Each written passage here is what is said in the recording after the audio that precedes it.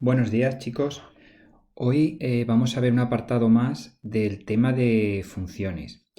Recuerdo que una función la representábamos de esta forma.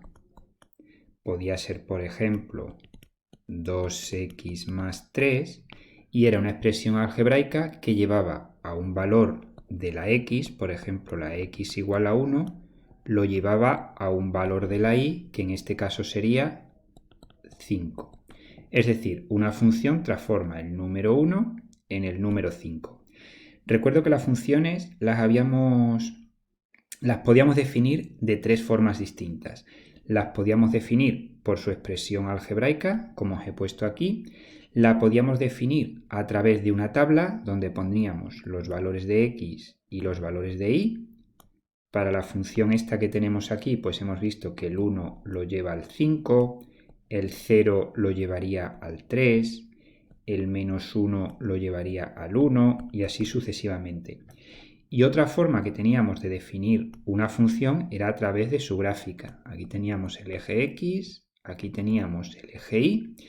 Y, por ejemplo, en este caso, para 0 estaría en 3, para 1 estaría en 5 y esta función vendría definida a través de su gráfica de esta manera. Recuerdo que aquí, si la conocemos, ponemos su expresión algebraica. Estas eran las tres formas de definir una función. Pero bueno, lo que nos toca ahora, el nuevo apartado, es el dominio y el recorrido de una función. El dominio y el recorrido. Esto lo tenéis en vuestro libro en la página 211. Bueno, ¿qué es el dominio de una función? Pues el dominio de una función son los valores que toma la x en esa función. Es decir, si yo tengo esta función de aquí, por ejemplo esta de aquí, y llega hasta el 5, pues el dominio de una función, que además se representa de esta manera, serían los valores que van desde el 0 hasta el 5. Si están incluidos, recordad, los intervalos se ponen con el corchete. Si el 0 y el 5 no estuvieran incluidos, pues se pone con el paréntesis.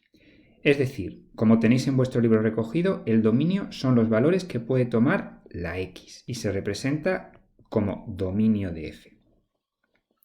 En el caso del recorrido, el recorrido también se le llama imagen, recorrido imagen, serían los valores que toma la función que toma el valor y. Es decir, en este ejemplo que os he puesto antes, si esto es 3, en este caso la imagen se representa imagen o recorrido, ¿vale? Es indistintamente, se puede llamar recorrido o imagen. Pues serían los valores que van desde el 0 hasta el 3, ¿vale? Nuevamente, corchete o paréntesis si está incluido o no está incluido. Os pongo algún ejemplo más para que veáis la definición, que ya digo, esto lo podéis leer en vuestro libro, que lo tendréis con ejemplos y perfectamente desarrollado. Pero os pongo un ejemplo más. Imaginad que tenemos la siguiente función. Eje de las x, eje de las y, y la función que tenemos pues sería, por ejemplo, esta de aquí. Aquí empezamos en menos 2, aquí llegamos a 2, aquí tenemos menos 1 y aquí arriba tenemos 1. Si yo en este caso os pido que me calculéis el dominio de esta función y su imagen o recorrido, pues para el dominio tendríamos que mirar en el eje de las x. En el eje de las x empezamos en menos 2 y llegamos hasta 2. Luego, por tanto, el dominio sería desde menos 2 hasta 2. Para el caso de la imagen tenemos que mirar en el eje de las y. Y como veis, iría en este caso desde el menos 1 hasta el 1. Y esa sería la imagen o el recorrido de la función. ¿Vale? Bueno, yo creo que teniendo la gráfica es bastante fácil de ver. Con lo cual, en el libro tenéis algún ejemplo más que podéis comprobar. Y para ver si de verdad lo habéis entendido, os propongo de la página 211 que me hagáis el ejercicio 9 y 10. En el 9 os tenéis que haceros vosotros la función, tenéis que dibujarla, por lo tanto, bueno, pues la dibujáis y me decís cuál es el dominio y la imagen o el recorrido en cada uno, ¿vale? Venga, suerte y ánimo.